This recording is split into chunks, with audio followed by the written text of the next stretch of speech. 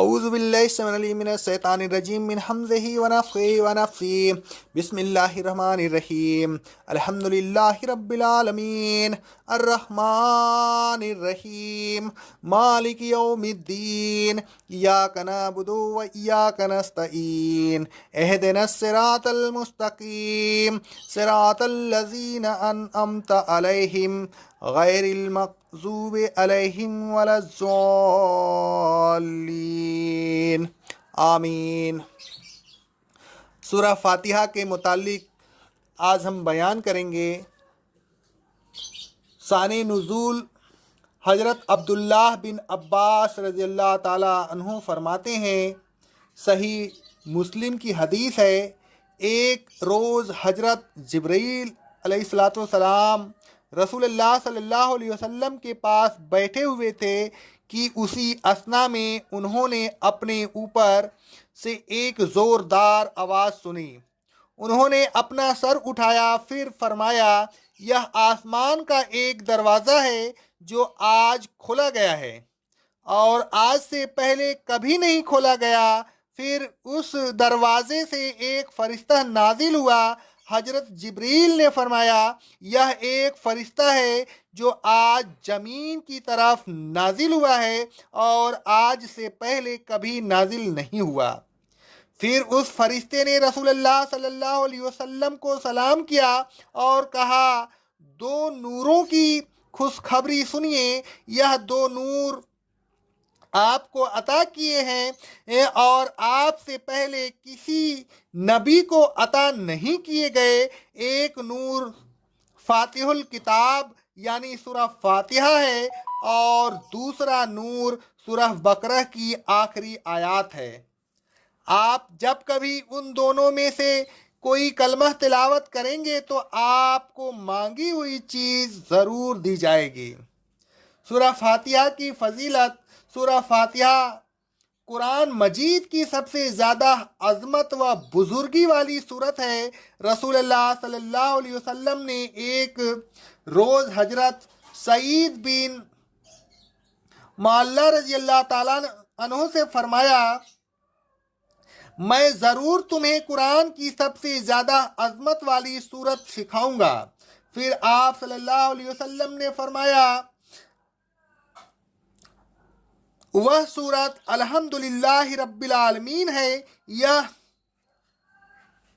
سبیح مثانی یعنی 7 دہرائی جانے والی آیتوں پر مشتمل ہے اور یہ قرآن عظیم ہے جو مجھے عطا کیا گیا ہے۔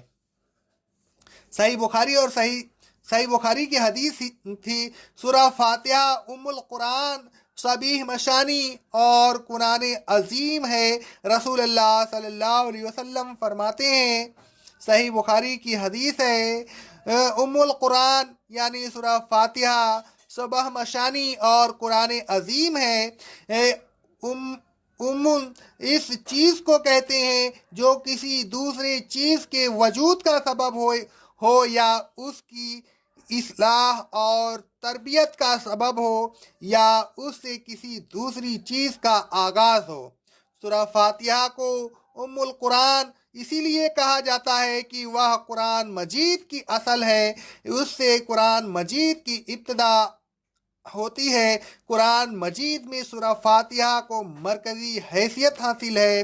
حضرت ابو سعید خدری رضی اللہ تعالی عنہ فرماتے ہیں، صحیح بخاری کی حدیث ہے، عرب کے ایک قبیلہ کے پاس سے کچھ صحابہ کرام رضی اللہ تعالی عنہ کا گزر ہوا۔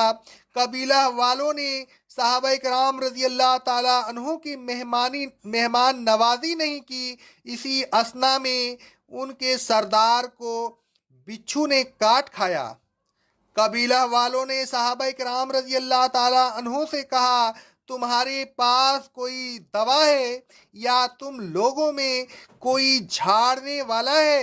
صحابہ کرام رضی اللہ تعالی عنہ نے کہا، تم نے ہماری مہمان نوازی نہیں کی، لہذا جب تک تم ہمیں کچھ مال نہ دو گے ہم علاج نہیں کریں گے۔ ان لوگوں نے کچھ بکریاں دینے کا وعدہ کیا۔ ایک شخص نے سورہ فاتحہ پڑھنی شروع کی، وہ تھوک جمع کرتا اور اس پر تھتکارتا، الغرض وہ سردار اچھا ہو گیا۔ اس نے اس شخص کو 30 بکریاں دیں اور ہمیں دودھ پلایا۔ بعض صحابہ کرام رضی اللہ تعالیٰ عنہ نے کہا، ہم بکریاں نہیں لیں گے جب تک رسول اللہ صلی اللہ علیہ وسلم سے دریافت نہ کر لیں۔ الغرض انہوں نے رسول اللہ صلی اللہ علیہ وسلم سے دریافت کیا۔ رسول اللہ صلی اللہ علیہ وسلم مسکرائے اور اس شخص سے فرمایا، تمہیں کیسے معلوم ہوا کہ یہ سورت رقیہ ہے؟ پھر آپ صلی اللہ علیہ وسلم نے صحابہ کرام رضی اللہ تعالیٰ عنہ سے فرمایا، تم نے ٹھیک کیا، ان بکریوں کو لے لو اور اپنے ساتھ میرا بھی حصہ لگاؤ۔ اس حدیث سے معلوم ہوا کہ سورہ فاتحہ رقیہ ہے، اس سے علاج کیا جا سکتا ہے اور شفائے امراض کے لیے اس کو پڑھا جا سکتا ہے۔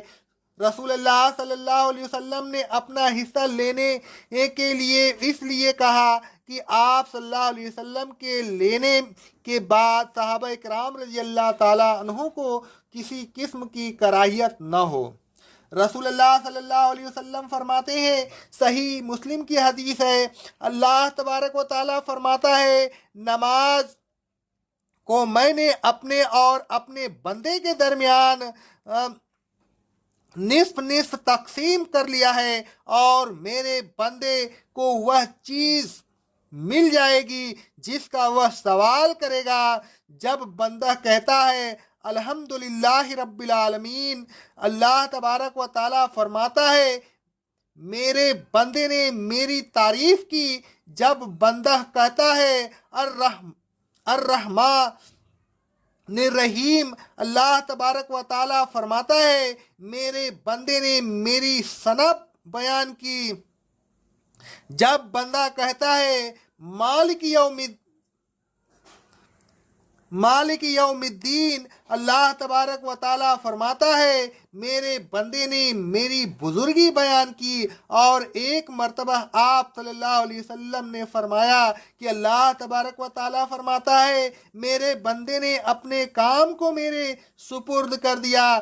جب بندہ کہتا ہے ایاک نعبد و ایاک نستعین، اللہ تبارک و تعالیٰ فرماتا ہے یہ میرے اور میرے بندے کے درمیان نصف نصف ہے، یعنی آدھا آدھا ہے، اور میرے بندے کو مل جائے گا جو وہ مانگے گا۔ پھر جب بندہ کہتا ہے اہدنا الصراط المستقیم صراط الذین انعمت علیہم غیر المغضوب علیہم ولا الضالین، اللہ تبارک و تعالیٰ فرماتا ہے یہ میرے بندے کے لیے ہے اور میرے بندے کو وہ چیز مل جائے گی جس کا وہ سوال کر رہا ہے۔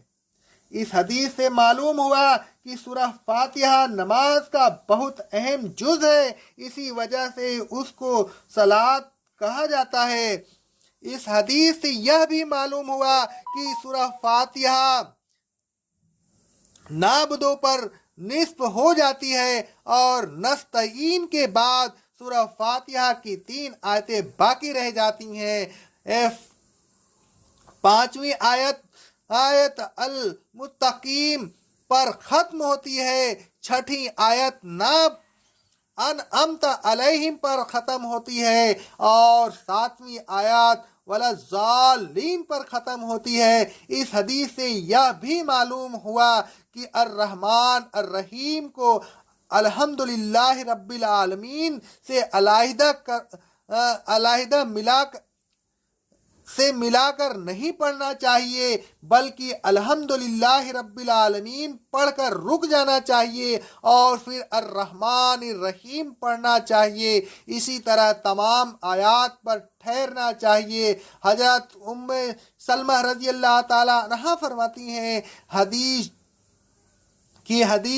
صفحہ نمبر 44 پر دی ہوئی ہے، اس کی تائید کرتی ہے۔ سورہ فاتحہ کی فضیلت उस चीज़ से भी साबित होती है कि उसके नाजिल करने के लिए आसमान का वह दरवाज़ा खोला गया जो उससे पहले कभी नहीं खोला गया था, और वह फरिश्ता उसे लेकर नाजिल हुआ जो उससे पहले कभी नाजिल नहीं हुआ था। फिर उस फरिश्ते ने कहा, सही मुस्लिम की हदीस है, ये दो नूरों की खुशखबरी सुनिए। यह दो नूर आप सल्लल्लाहु अलैहि वसल्लम को अता किए गए हैं, आपसे पहले किसी नबी को अता नहीं किए गए। एक नूर फातिहुल किताब है और दूसरा नूर सूरह बकरा की आखिरी आयत है। आप जब कभी उन दोनों में से कोई कलमा तिलावत करेंगे तो आपको मांगी हुई चीज़ ज़रूर दी जाएगी। रसूलुल्लाह सल्लल्लाहु अलैहि वसल्लम हमने हजरत अबी इब्ने काब रज़ी अल्लाह ताला अन्हु से फरमाया,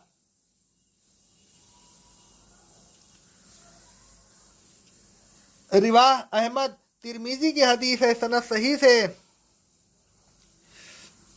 क्या तुम उस बात को पसंद करते हो कि मैं तुम्हें एक ऐसी सूरत सिखाऊं कि उस जैसी सूरत न तौरेत में नाजिल हुई, न ज़बूर में नाजिल हुई, न इंजील में नाजिल हुई, और न फुरकान में। हजरत अबी इब्ने काब रज़ी अल्लाह ताला अन्हु ने अर्ज किया, नाम रसूलुल्लाह सल्लल्लाहु अलैहि वसल्लम ने फरमाया, हाँ ऐ अल्लाह के रसूल सल्लल्लाहु अलैहि वसल्लम, मैं पसंद करता हूँ। हजरत अभी कहते हैं, मैं उम्मीद करता हूँ कि तुम उस दरवाजे से न निकलने पाओगे कि तुम्हें इस सिखा दी जाएगी। ये हजरत अभी कहते हैं, फिर रसूलुल्लाह सल्लल्लाहु अलैहि वसल्लम मुझसे बात करने लगे। मैं चलने में देर लगा रहा था इस डर से कि कहीं रसूलुल्लाह सल्लल्लाहु अलैहि वसल्लम हम बात ख़त्म करने से पहले दरवाज़ा पर न पहुंच जाएं। फिर जब हम दरवाज़ा के करीब पहुँचे तो मैंने अर्ज़ किया, ऐ अल्लाह के रसूल सल्लल्लाहु अलैहि वसल्लम, वह कौन सी सूरत है जिसका आपने मुझसे वादा फरमाया था? रसूलुल्लाह सल्लल्लाहु अलैहि वसल्लम ने फरमाया, तुम नमाज में क्या पढ़ते हो? हजरत अभी कहते हैं, मैंने आपको सूरह फातिहा पढ़कर सुनाई। रसूलुल्लाह सल्लल्लाहु अलैहि वसल्लम ने फरमाया, कसम उस जात की जिसके हाथ में मेरी जान है, अल्लाह ने इस सूरत के मिस्ल न तौरेत में कोई सूरत नाजिल की, न इंजील में, न ज़बूर में, और न फुरकान यानी कुरान मजीद में, और बेशक वह शबह मशानी है।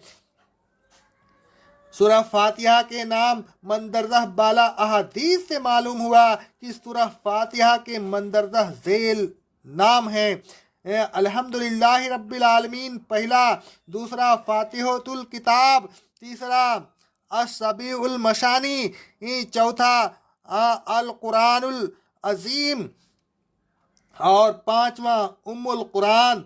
सिफत और अहमियत के लिहाज से नूर, सलात और रुकैया भी कहा जा सकता है। अक़ौलु क़ौली हाज़ा, अस्तग़फ़िरुल्लाह अस्तग़फ़िरुल्लाह अस्तग़फ़िरुल्लाह।